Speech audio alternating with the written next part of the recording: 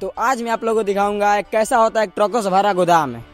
फिर मैं ट्रक से भरे गोदाम को देखने के लिए मैं अंदर की साइड जाने लगता हूँ और अंदर जाते ही मुझे बहुत सारे ट्रक ही ट्रक दिखते हैं। फिर थोड़ा और अंदर जाने के बाद मुझे दिखता है कि यहाँ बहुत सारे ट्रक खराब थे जो कि रिपेयर के लिए खड़े थे और यहाँ शायद रिपेयरिंग भी चल रहा था। फिर मुझे उन ट्रकों के बीच एक ऐसा ट्रक दिखा जो कि बहुत साल पुराना लग रहा था। ऐसा ट्रक लगा था जो पेट्रोल इधर से उधर नहीं जाता था, वैसे ट्रक मुझे देखने को मिला। बट वो सब तो ठीक था, लेकिन थोड़ा और अंदर आने के बाद मुझे दिखा एक ऐसा ट्रक ना जिसमें टायर थे ना जिसका कोई मुंडी उंडी था।